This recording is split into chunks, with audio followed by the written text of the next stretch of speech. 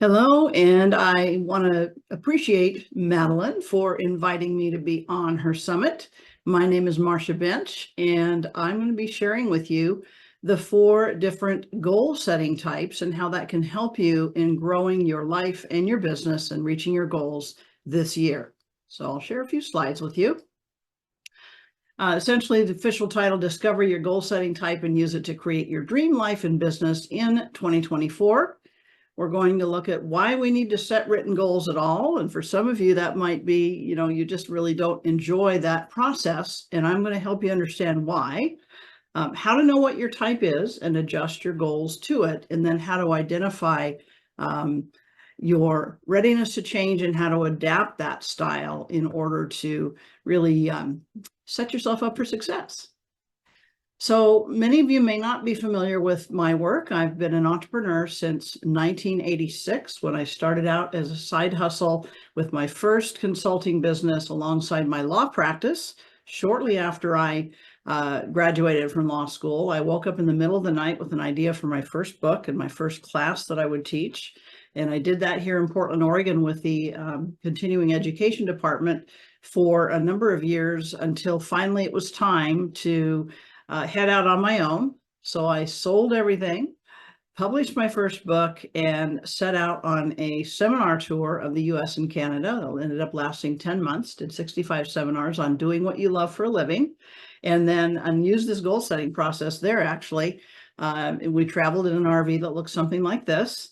And when I started out, I only had 9 seminars booked for the entire year, but went out in faith, trusting that the engagements would continue to come, and they did, and word of mouth spread, and she's coming here next, and that kind of thing. So it was really pretty fun as that unfolded. I ended up being published by Hay House, one of their very first authors to be published by them, as well as being able to share the stage with Wayne Dyer and Deepak Chopra in one of their events. And so from there, I continued to help individuals follow their life purpose in their work, developed the first career coach training school in the world, ran that for 19 years, and then sold it right before the pandemic so that I could focus full time on online business growth for entrepreneurs. And we work specifically with women, as well as on-demand, done-for-you marketing services. So I've written 29 books and have just continued to really love this industry of coaching and professional and personal development because of the growth that is never ending, and also just because there's always a new trend, a new tactic, a new mindset issue to address. And as you will find out, if you are an entrepreneur and maybe you just are starting out, or even if you are an executive in a company, there is nothing like the lessons that we learn in our professional journey in terms of our own identity, our own habits, our own patterns, right? So that brings you up to date. I'm now the CEO of Digital Marketing for Experts, as well as B2B Sales on Demand. And so first, I want to just get us all on the same page with what are achievable goals. And this might be a little bit different than what you've heard from others, but the very most important thing about goals or intentions, or whatever word you might want to use for them, is that they're clear. I should be able to hear you express your goal and know exactly what you mean, and be able to envision it with you. If your goal is general or not specific enough, not clear enough, you'll end up attracting some kind of a result, but it may not be the one that you want. Excuse me. Should be a stretch for you. So it is just out of reach, but not out of sight. It's a bigger reality than you're currently living, but it's something that you could get to with some focused effort. Thirdly, it needs to be measurable. So that means that even if it's a qualitative goal, you want to be more loving, you want to be more patient, you want to improve a quality about you. Even so, that needs to be able to be measured in terms of actual behavior, because if you know the 5 love languages, for example, each of us likes to receive love in a different way. And so when I say I want to be more loving to my spouse, that might mean a different thing to him than it does to me. So be sure that you have a way to know when you've gotten there to that goal. Number 4, it should not depend on others taking specific action. For example, let's say that you want your boss's job. That means your boss needs to leave that job, right? Maybe they're perfectly happy there and they're not going to leave that job. So what do?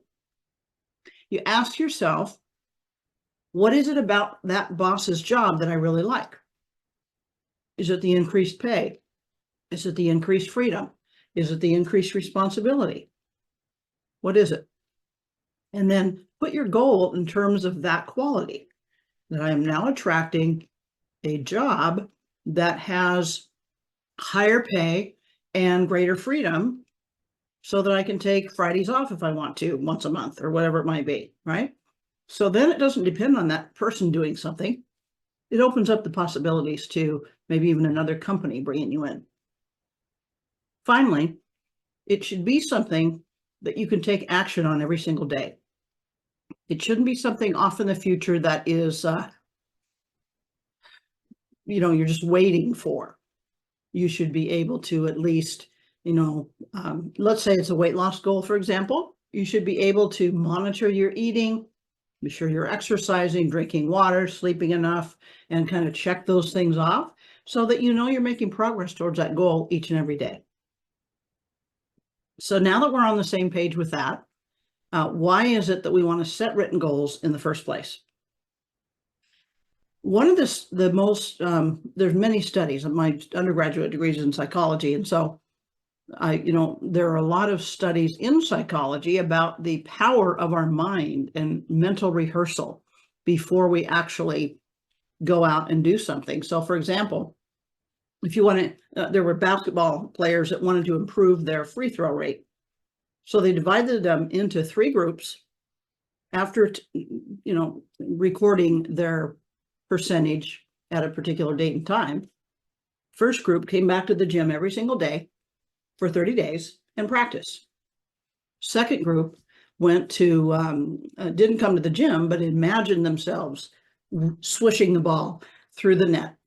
And the third group did nothing, just went about their life and didn't think about free throws at all for 30 days. When they came back together, the group that had done the mental rehearsal improved almost as much as the people that were actually in the gym. It was very, very close. So if you have something that you are looking to overcome or something that you are looking to change, working on it in your mind can be very powerful. Having written goals has proven results long-term. When the Harvard graduating class was studied over a 20-year period, only 3% of them, surprisingly, had written goals. At the end of 20 years, those 3% were worth more than the rest of the class combined, and they were happier in their life. So that made a big difference in terms of their overall results. And then one of my other favorite stories has to do with John Assaraf, who you may have seen in The Secret. He, like many of us, does vision boards and puts pictures of what he wants on the vision board, and then uses that to reinforce the mental imagery that will draw the physical circumstance to him. And so years ago, when he was leaving San Diego to go to the Midwest for a new role, he put a picture of his ideal house on his vision board. But because he was moving, it had to be packed in a box and put away in storage, which ended up being for 5 years. Well, one thing led to another. That opportunity ended, and he came back to San Diego, bought a new house, moved into the house, and his 5-year-old son was unpacking some of the boxes from the move. And he said, "What's this, Daddy?" And he pulls out the vision board. And John says, "Oh, that's my vision board." He says, "How come our house is on there?" He had bought the very same house that was on that vision board when he came back to San Diego without even realizing. So that's the power of using our imagination in moving towards our important goals. Now, for some of you listening, it might be that you love the visualization process. It's the action steps where you run into trouble. Or you might be someone who's totally action oriented, and this woo-woo visualizing stuff is not for you. It's fine. What we're going to find out next is that it's because of your goal setting type. Okay? Not everybody approaches this the same way. And I've chosen some celebrities to represent each of the 4 types that might help you kind of visualize it a little bit more, and in terms of, in addition to the description. And you're welcome to screenshot these if it's helpful. First of all, is what we call the avoider. Okay. So the avoider does not like setting goals. They just want to go with the flow. They don't know their current facts and circumstances, their net worth and their body weight, body fat percentage, all those things. They don't necessarily care about that stuff. They just want to pursue what feels good in life. Absolutely nothing wrong with that. And what they're afraid of, again, there's nothing wrong with any of these. They're just different from each other. If I set goals, I'll feel constrained or trapped. It'll feel like a straitjacket. And the best way that I can find to solve a problem is to generate more options for that. Okay. So they tend to be fairly unstructured in their approach to life and spontaneous. Okay. So that's type number 1. Type number 2 is the martyr. And oh, by the way, Paris Hilton, obviously extremely successful, but her persona in public, at least, is of this very spontaneous kind of party girl image, right? May or may not be a real personality, but that's what we see. Martyr, or the goal pleaser, is someone that sets their goals to please other people. And so they tend to use others as their mirror in their life activities and in terms of what's acceptable, etc. And so they may or may not know their personal statistics, but their main approach is that they want to be accepted by others. They're you could almost call them a people pleaser in a way. They're motivated by other people's approval. And so their goals are set based on what wanting to have other people like them, and they tend to put their needs below that of others. Okay, Marilyn Monroe.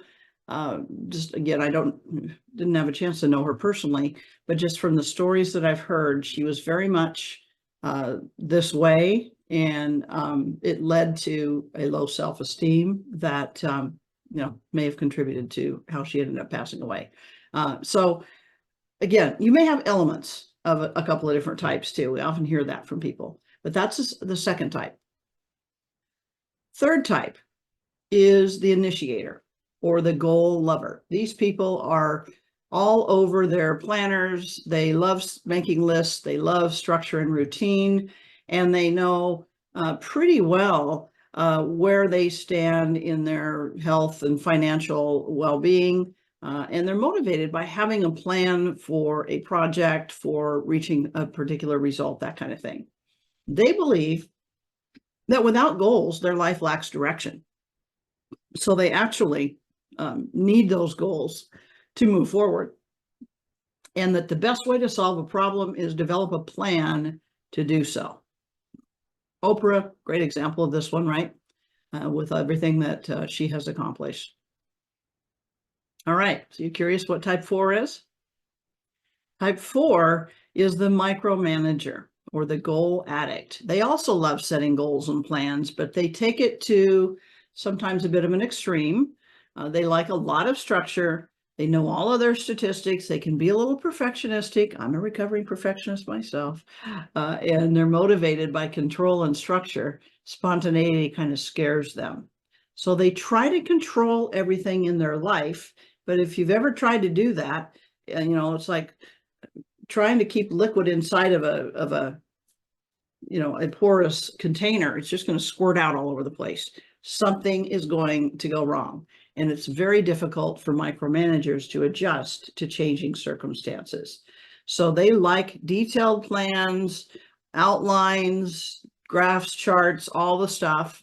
And they believe that information, knowledge, and plans provide the power that they need. And again, nothing against any of these celebrities, but Martha Stewart is known for the level of detail that she puts into the table settings and the recipes and all of the things that she does. So I thought she was a good example of that.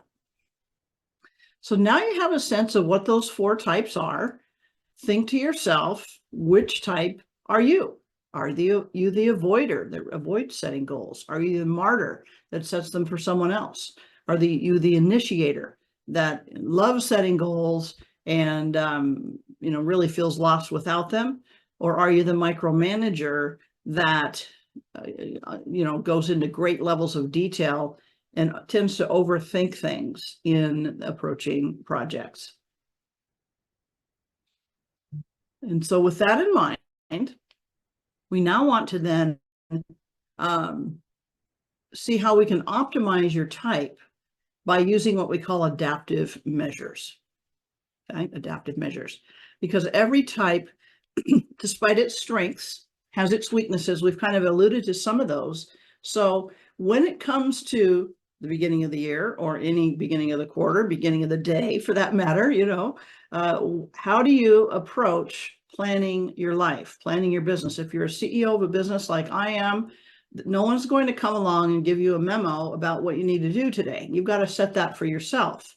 And, ideally what you're wanting to do is leverage your natural style in doing so. And for the areas that you aren't strong, and this goes for those of you that are managers as well, you want to bring the smartest people that you can into your organization that are strong in those areas that you aren't strong in, so that the whole team ends up complementing one another. So let's look first at the avoider that doesn't like goals at all, but likes fun, right? So make it fun. Use some color-coded calendars, use stickers or stars, or as you look at different planners and calendars, they're all different styles, and it's easy to see some that are definitely meant for the more creative type personality, I guess you'd say. These style of people probably usually also don't like bulleted lists and structured outlines. That feels constraining. So mind maps, where you just cluster ideas on a board, and then mindjet.com, just Google the term mind map software, and there's lots of different mind mapping software out there that can capture your info. A Trello board is another way that you can do that, where that is used to categorize things, and it's all color coded to your own colors, that kind of thing. And then when it does come to, let's say you've got to do goals for your department, you've got to do goals for your business for the year, or whatever it is. Instead of feeling so constrained by them, just think of them like a mold. I mean, we just made some gingerbread men for Christmas here recently. And every time we cut one of those out, it was a particular mold. Cut the mold, put it in the pan, right? So, but they didn't all end up looking the same because they were decorated differently. You know what I mean? So find ways of making it lighter instead of heavier, and fun and colorful. Maybe even have a vision board party or a goal setting, celebration of some kind, do ritual, anything that makes it less intellectual in nature. Okay. Contests too on achieving your goals, rewarding yourself, making sure that's built in, and looking forward to those rewards. For the martyr, type number 2 has a tendency to downplay their own needs. And of course, as women, we have a tendency to do that anyway. The family's more important, the spouse's needs are more important, whatever it might be. And so you want to, at least every time you sit down to set some goals or intentions, identify at least one desire that you have just for you, and every week follow that. Whether that be you want to relearn the instrument that you played in high school. You want to return to an art type of art that you like to do, or you want to learn something new. You want to learn how to play the piano and get onto YouTube videos to do that. Whatever, or maybe it's just simply a new type of book that you want to read, or whatever it is. Be sure that you put yourself in the mix, is what I'm saying here. Realize that only when you are happy within yourself can you fully be there for others. Otherwise, you're constantly emptying your cup. If you think about the cup of water, and when it's empty and you keep giving, there's a lot of friction there, right? So you need to replenish your own supply before you begin serving others again. So that is why it's so important that you overcome your belief that setting goals and pursuing your own interests is selfish. Selfish is not a bad word, because there's no one else that's going to take care of each one of us better than we do ourselves. And then here's another way of just, you're setting a goal because you think that your spouse will like it if you grow your hair long, or because you want to set your you want to develop a new workshop because that's what your boss wants you to do. Then correspondingly set a goal strictly for yourself for everyone that you set for someone else. So you again start to give yourself at least equal value along with everybody else in your life. Let's move on to style 3 then. The initiator.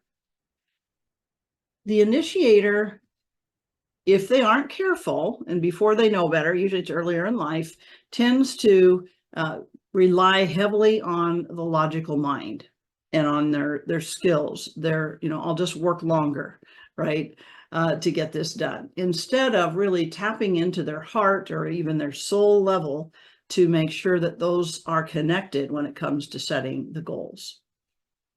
So be sure that you ask yourself, how do I feel about that goal? How do I feel about having that, achieving that result? Will that contribute to my having more joy in my life? If so, it's a great goal to have. If not, then ask yourself why. Also, you might really enjoy having what Julia Cameron called the artist date in her book called The Artist Way, one time each week that is non-structured and that is an actual open space on your calendar. I know that's scary, right?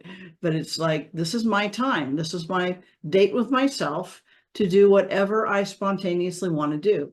Or maybe you make a plan ahead of time for an activity that will be nurturing for you, and do that so that you're incorporating play.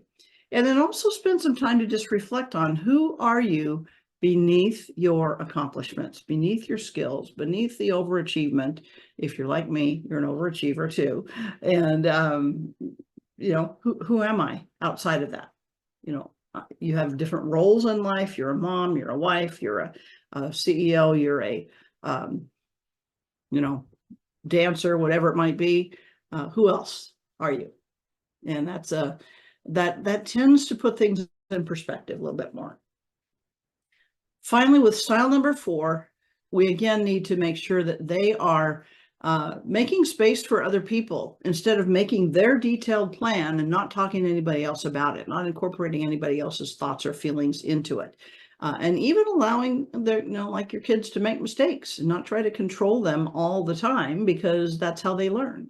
And that is hard for a micromanager, but even doing it and just catching yourself when you're not doing that and backing up from the situation can be really helpful. And again, practice having at least one time each week that's non-structured for play, and so that you start to activate your muscle of spontaneity and consciously decide which of your projects really deserves 100% of your effort. With micromanagement goes perfectionism, and with perfectionism goes giving everything in my life an equal amount of energy. And that just isn't sustainable, right? When you are CEO of a growing business and you have kids, let's say you have toddlers, and then on top of that, you want to keep your own health in check and make sure that you're working out and eating healthy. something's going to have to give. And so it either means just kind of lowering your standards on your house cleaning or getting someone to help you in that regard, bringing in a house cleaner every, a couple times a week or something, to where that is no longer a place that you have to put your energy. You can focus your energy on your business, your kids, etc. So your 50% is as good as a lot of other people's 100%. We just know that. So decide this is a 100% project. This over here, we can do it 50%, at least for now, for a short time, for 2 years, whatever, until we get the business to a certain point, whatever it is. Okay. So I hope those tips have been helpful. You certainly are welcome to reach out to me for further information at either Digital Marketing for Experts or at my personal website, which is about to be relaunched, marciabench.com. As of this recording, probably by the time you see this, it will be launched. And you can email us for details on any upcoming programs. We do a lot of free workshops, virtual workshops, and those kinds of things. And we have, just many different kinds of added value, and as well as a private Facebook group for our followers called the Female Coaches Community. So you're welcome to connect with us however that makes sense for you. And I really hope that you enjoy the rest of the summit and that you keep your goal setting type in mind as you set your goals for the next quarter, the next year, the next week, whatever it might be. Take care.